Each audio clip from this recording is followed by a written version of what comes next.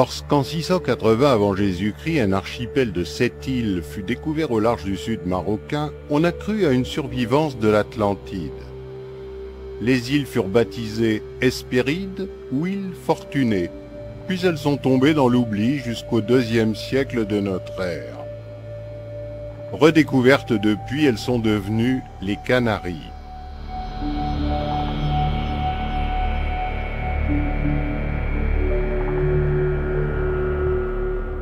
Bien que fréquemment et profondément bouleversées par de violents cataclysmes volcaniques, ces îles ont une histoire et même une préhistoire.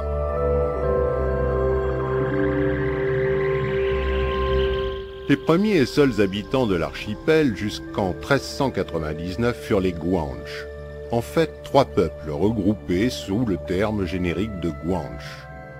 Les 2 premiers établis dans les îles occidentales et orientales étaient des individus de moyenne et petite taille, bruns, aux yeux sombres, probablement d'origine africaine.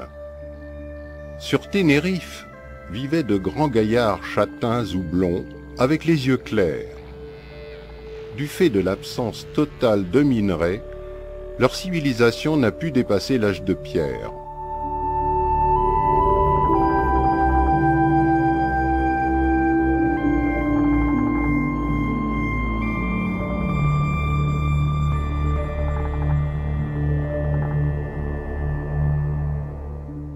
Pour leur sécurité, ils s'installaient en altitude sur les falaises de lave et logeaient dans les cavernes naturelles formées par les poches de gaz.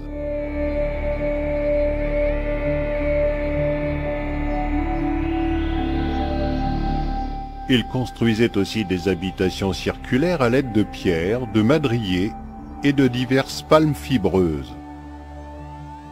Cultivateurs précautionneux, ils conservaient leurs récoltes bien à l'abri des intempéries et des pillards. Ils élevaient des animaux domestiques et naturellement, ils pêchaient et chassaient.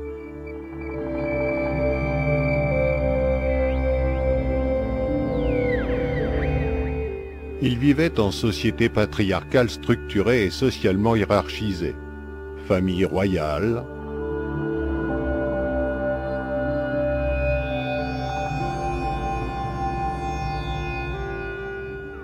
nobles et petits peuples d'en bas. Pour se distinguer, seuls les monarques et les nobles étaient autorisés à porter la barbe et les cheveux longs. Le petit peuple devait obligatoirement avoir visage et crâne rasés. La bonne éducation aristocratique exigeait une préparation et une initiation attentive des jeunes filles dans des grottes aménagées en couvent.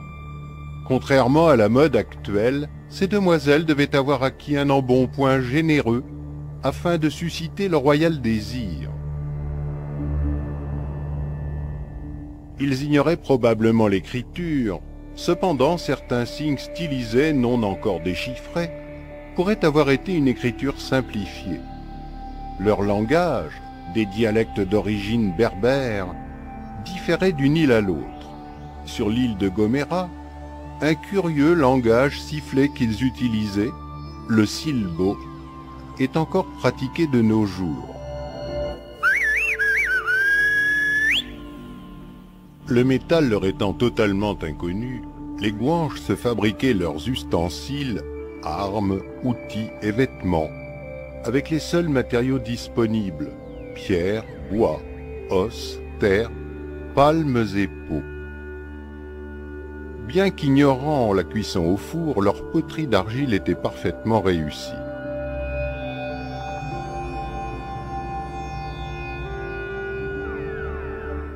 Les Guanches adoraient la lune et le soleil. Les archéologues ont établi avec certitude qu'ils momifiaient leurs morts avant de les ensevelir et qu'ils croyaient à une survie après la mort.